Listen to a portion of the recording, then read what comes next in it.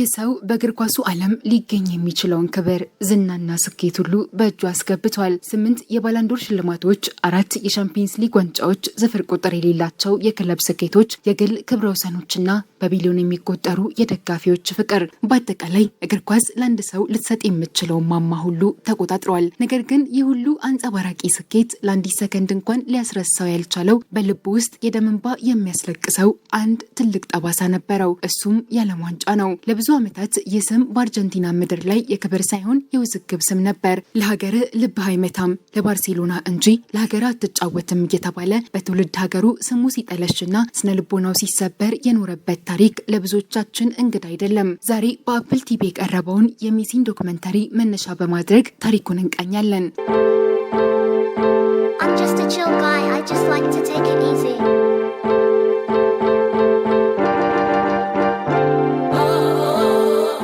የሊዮኔል ሜሲን የልጅነት ስቃይ፣ የሆርሞን በሽታውን፣ በስፔን ምድር ያሳለፈውን የብቸኝነት ገሃነም፣ በትውልድ ሀገሩ የደረሰበትን የትችት ነበልባልና በመጨረሻም በኳታር ምድር መላውን ዓለም ያስለቀሰበትን ያንን ታሪካዊ ድል ከስር መሰረቱን ተርካለን። የሜሲ ታሪክ የሚጀምረው በአርጀንቲናዋ ሮዛሪዮ ከተማ ነው። ሊዮኔል ሜሲ የተወለደው በብረት ፋብሪካ ውስጥ የሱፐርቫይዘርነት ማዕረግ ከነበረው አባቱ ጆርጅ ሜሲና በትርፍ ጊዜዋ የሰዎችን ቤት በማጽዳት ከምትተዳደረው እናቱ ሴሊያ ኩቺቲኒ ነበር። ቤተሰቡ ዝቅተኛ መካከለኛ መደብ የሚባል የኑሮ ደረጃ ላይ የነበረ ሲሆን የዕለት ጉርሳቸውን ለማግኘት ባይታገሉም የትኛውንም ተጨማሪ ወጪ ለመሸፈን ግን አቅም አልነበራቸውም። ነገር ግን ሜሲ ገና በ4 ዓመቱ ኳስ እግሩ ስር ሲያርፍ ልዩ ተአምር ይታይበት ነበር። በሰፈሩ ግራንዶሊ በተሰኘው የትንንሽ ልጆች ቡድን ውስጥ ሲጫወት የሜሲን ችሎታ ያየ ሁሉ ይህ ልጅ ወደፊት ዓለምን ይገዛል ይል ነበር። በእድሜ ከሱ በእጥፍ የሚበልጡትን ልጆች እያታለለ ሲያልፍ ታላቅ ወንድሞቹ እንኳን ሊያስቆሙት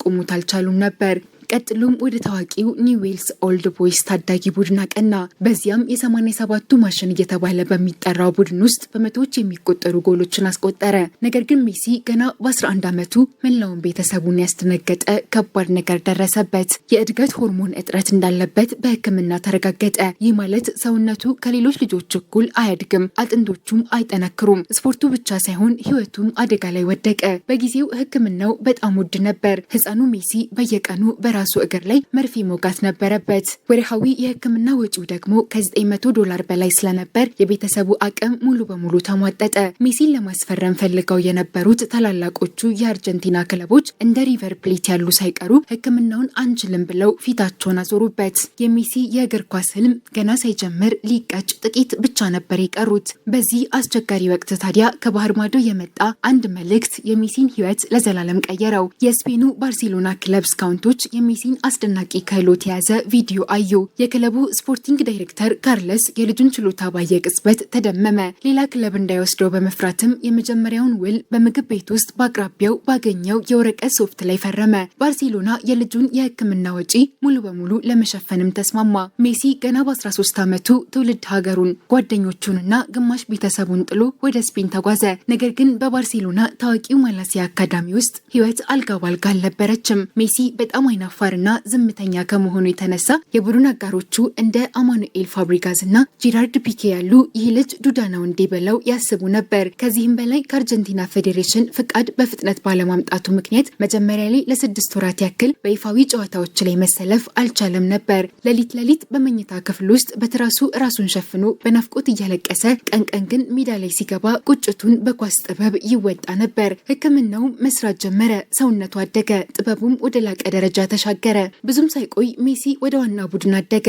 በወቅቱ የባርሴሎና ንጉስና የዓለም ምርጡ ተጫዋች ብራዚላዊው ሮናልዲኒሆ ነበር። እሱ ግን በሜሲ አልቀናም። ይልቁንም እንደ ታናሽ ወንድሙ አቅፎ ተቀበለው። ለቡድን አጋሮቹ እኔ የዓለም ምርጥ ተጫዋች ነኝ፣ ይህ ልጅ ግን ከኔ ይበልጣል ይላቸው ነበር። በግንቦት 2005 ሜሲ የመጀመሪያውን ፕሮፌሽናል ጎል ለአልባስተር ሲያስቆጥር ኳሱን ያቀበለው ሮናልዲኒሆ ነበር። ሜሲ በደስታ በጀርባው ላይ ዘሎ ያከበረበት ያ ምስል የእግር ኳስ ዘውድ ከአንዱ ንጉስ ወደ ሌላው የተላለፈበት ታሪካዊ ቅጽበት ነበር።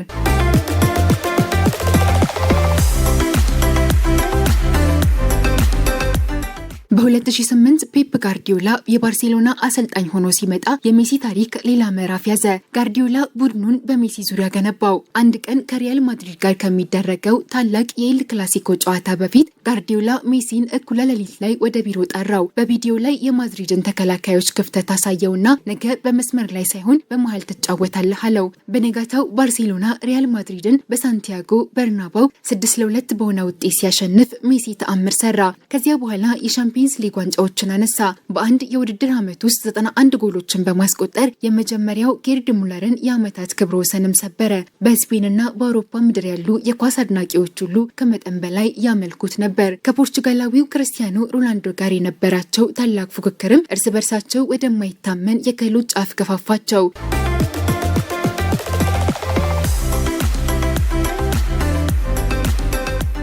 ነገር ግን ሜሲ ወደ ሀገሩ አርጀንቲና ሲመለስ የሚጠብቀው ከባድ የክህደት እሳት ነበር። ለአርጀንቲና ሕዝብ ትልቁና ብቸኛው ጀግና ዲያጎ ማራዶና ነበር። ማራዶና በ1986 አስደናቂና ታሪካዊ ብቃቱን አሳይቶ ቡድኑን መርቶ የዓለም ዋንጫን አምጥቷል። ሜሲ ግን ምንም ያክል በባርሴሎና ቤት ቢያበራም ለአርጀንቲና ዋንጫ እስካለመጣ ድረስ ግን እንደ ባዕድ ይታይ ነበር። ጋዜጠኞች የሀገሩን መዝሙር አይዘምርም፣ ለባርሴሎና የሚጫወተውን ያክል ለሀገሩ አይሮጥም እያሉ በየቀኑ የስነ ልቦና ጥቃት ያደርሱበት ነበር። እውነታው ግን ሜሲ የስፔን ብሔራዊ ቡድንን ወክሎ የመጫወት ወርቃማ እድል ኖሮት የስፔን እግር ኳስ ፌዴሬሽን በተደጋጋሚ ቢጠይቀውም እኔ አርጀንቲናዊ ነኝ፣ የሀገሬን ማሊያ እንጂ የሌላ ሀገር አልለብስም ብሎ ውድቅ ማድረጉ ነበር። ይህንን ወሳኝ መስዋዕትነት ግን የሀገሩ ሰዎች አልተረዱለትም ነበር።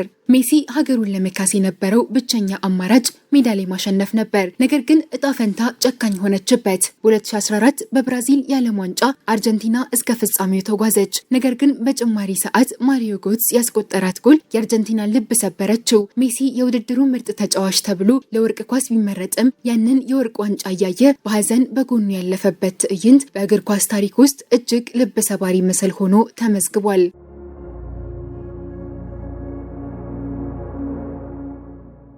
ስቃዩ ግን በዚህ አላበቃም። በሚቀጥለው ዓመት በ2015 ከዚያም 2016 በኮፓ አሜሪካ ፍጻሜ ላይ አርጀንቲና በተከታታይ በቺሊ በፍጹም ቅጣት ምት ተሸነፈች። በተለይ በ2016 ፍጻሜ ላይ ሜሲ ራሱ ፍጹም ቅጣት ምት ስቶ ኳሷ ወደ ሰማይ ስትበር እሱም አብሮ ተሰበረ። ጨዋታው ሲያልቅ ሜዳ ላይ ተቀምጦ የህፃን ልጅ ያክል ሲያለቅስ የነበረው ምስል ዛሬም ድረስ በብዙዎች ዘንድ የሚታወስ ነው። በዚያው ምሽት የደረሰበት ከባድ ጫና የሰለቸው ሜሲ ማንም ያልጠበቀው ከባድ ውሳኔ ያስተላለፈ። ለኔ ብሔራዊ ቡድኑ አብቅቷል፣ የቻልኩትን ያክል አድርጌያለሁ፣ ግን አልሆነም ብሎ ከብሔራዊ ቡድኑ ተሰናበተ። ሜሲ ብሔራዊ ቡድኑን ሲለቅ ነው የአርጀንቲና ህዝብ ያጣውን ታላቅ ሀብት የተረዳው። መላው የሀገሪቱ ደጋፊዎች ሊዮ በፍጹም አትሄድ፣ ይቅርታ አድርግልን እያሉ አደባባይ ወጡ። በወቅቱ ገና 15 ዓመት ታዳጊ የነበረው ኤንዞ ፈርናንዴዝ በፌስቡክ ገጹ ላይ ለሜሲ ረጅም ደብዳቤ ጻፈ። ሊዮ ሆይ እባክህ አትሂድ፣ እኛ የምንጫወተው ለአንተ ደስታ ብለን እንጂ አንተን ለመጫን አይደለም፣ አንተን ማየት ለእኛ ትልቁ ኩራት ነው ሲል ተማጸነው። ሜሲ የህዝቡን እውነተኛ ፍቅርና እሱን አድንቀው ያደጉ ወጣት ተጫዋቾች መነሳሳታቸውን አይቶ ውሳኔውን ቀየረና ወደ ሜዳው ተመለሰ። አዲሱ አሰልጣኝ ሊዮኔል ስካሎኒ ቡድኑን በሜሲ ዙሪያ አዲስ በሆኑ ወጣቶች አዋቀረው። እንደ ዲፖል፣ ኤንዞ ፈርናንዴዝ፣ ጂሊያን አልቫሬዝ እና አሌክሲስ ማካሊስተር ያሉ ተጫዋቾች እኛ ሜዳ ላይ የምንሮጠው ለሀገራችን ብቻ አይደለም፣ ለንጉሳችን ለሜሲ ስንል ለመሞት ዝግጁ ነን እያሉ ነበር የተጫወቱት። ይህ አዲስ ትስስር በመጀመሪያው በ2021 በብራዚል ማራካና ስታዲየም የኮፓ አሜሪካን ዋንጫ በብራዚል ላይ በማንሳት ያንን የ17 ዓመታት የሽንፈት እርግማን ሰበረ። ነገር ግን ትልቁ ፈተና ገና በኳታር ይጠብቃቸው ነበር።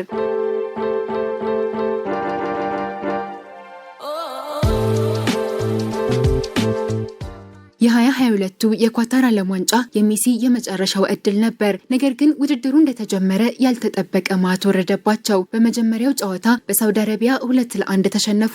አርጀንቲና ቀጣዩን ጨዋታ ከሜክሲኮ ጋር ስታደርግ በድጋሚ ከተሸነፈች ገና በጊዜ ከዓለም ዋንጫ ትሰናበታለች። ጨዋታው ተጀምሮ እስከ 64ኛው ደቂቃ ድረስ 0-0 ሆኖ አርጀንቲና ተጨንቃ ነበር። በድንገት ግን ኳሷ ከሜሲ እግር ስር አረፈች። ከርቀት የመታት ኳስ ታሪካዊ ጎል አስቆጥራ ሀገሩን ከሞት አስነሳች። ከዚያም ምሽት በኋላ አርጀንቲና እንደ ኮከብ እያበራች ወደ ፍጻሜው ተጓዘች። እናም ታሪካዊ ፍጻሜ ደረሰ። አርጀንቲና ከፈረንሳይ ጋር በእግር ኳስ ታሪክ ውስጥ ታይቶ የማይታወቅ የቢሊዮኖችን የልብ ትርታ ያቆመ አስገራሚው የሜዳ ላይ ድራማ ተጀመረ።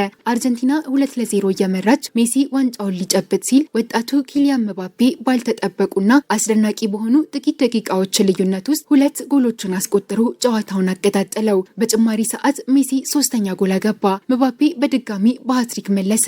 ጨዋታው 3-3 አልቆ ወደ ፍጹም ቅጣት ምት ተመራ። ግብ ጠባቂው ኤሚ ማርቲኔዝ ድንቅ ኳሶችን አዳነ። በመጨረሻም የኮንዛሎ ሞንቲኤል የመጨረሻው ኳስ መረቡን ስትነካ ያ ረጅም የ17 ዓመታት የብሔራዊ ቡድን ስቃይ፣ የልጅነት ቁስልና የፈሰሰው እንባ ሁሉ በአንድ ቅጽበት ተቀየረ። አርጀንቲና የዓለም ዋንጫን አሸነፈች።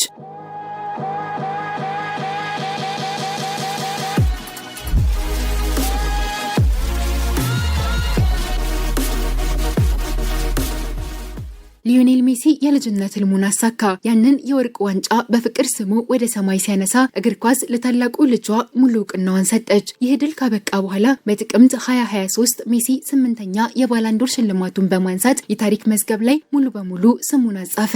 ይህ አስደናቂ ታሪክ ለሰው ልጅ ሙሉ በሙሉ የሚያስተምረው ትልቁ ነገር በህይወትህ ውስጥ ምንም ያክል ውድቀት፣ ስቃይና የሰዎች ትችት ቢበዛብህ በውስጥ ያለው እምነትህና ጽናትህ ካልጠፋ ግን በመጨረሻ ማሸነፍህ የማይቀር መሆኑን ነው። የኳታሩ ድል የሜሲ የመጨረሻ ምዕራፍ ይመስል ነበር። ነገር ግን ታሪክ ለዚህ ድንቅ ተጫዋች ገና ሌላ ትልቅ ክብር እያዘጋጀለት ይመስላል። አሁን 2026 ላይ እንገኛለን። ሊዮኔል ሜሲ በ38 ዓመቱ በታሪክ ለመጀመሪያ ጊዜ በ6 የተለያዩ የዓለም ዋንጫዎች ላይ የተጫወተ ብቸኛ ተጫዋች በመሆን አዲስ ታሪክ ጽፏል። ወደ አሜሪካ ኢንተር ማያሚ ቢያመራም ለሀገሩ ያለው ፍቅርና በሜዳ ላይ ያለው አስደናቂ ብቃት ግን ለአንዲት ሰከንድ እንኳን አልቀነሰም። በዚህ በዘንድሮ የ2026 የዓለም ዋንጫ ላይ ገና በመጀመሪያው ጨዋታ ሃትሪክ ሰራ። ጥሎም አርጀንቲና ወደ ቀጣዩ ዙር እንድትሰለፍ ባደረገችበትና አውስትሪያን 2-0 ባሸነፈችበት ጨዋታ ሜሲ በድጋሚ ዓለምን አስደመመ። በጨዋታው መጀመሪያ ላይ ፍጹም ቅጣት ምት ስቶ የነበረ ቢሆንም በታላቅ ቁጭትና ብስለት ተመልሶ 2 አስደናቂ ጎሎችን አስቆጥሯል። በእነዚህ ጎሎች አማካኝነትም ሜሲ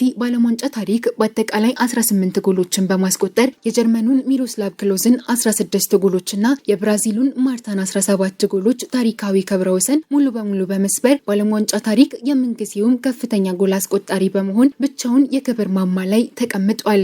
ሜሲ በዚህ ውድድር ላይ ብቻ እስካሁን 5 ጎሎችን ያስቆጠረ ሲሆን በዓለም ዋንጫ ታሪክ ብዙ የግብ ዕድሎችን በመፍጠር አሁንም በከፍተኛ ደረጃ እየመራ ይገኛል። እድሜ ቁጥር ብቻ መሆኑንና የእግር ኳስ ጥበብ ከእድሜ ጋር ይበልጥ እንደሚበስል እንዲሁም ልክ እንደ ወይን እያደር እንደሚጥም በተግባር እያሳየ ነው። ሜሲ አሁን ሜዳ ላይ የሚሮጠው በፍጥነት ብቻ ሳይሆን በማይገናኝ የእግር ኳስ ጭንቅላቱና ብልሃቱ ነው።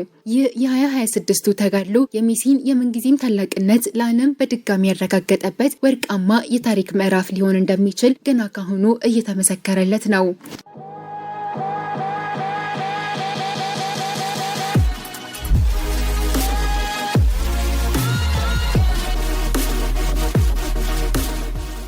እንዳጀማመሩ በዚሁ ቀጥሎ ሜሲ በድጋሚ የዓለም ዋንጫን ያነሳ ይሆን? አብረን የምናየው ይሆናል።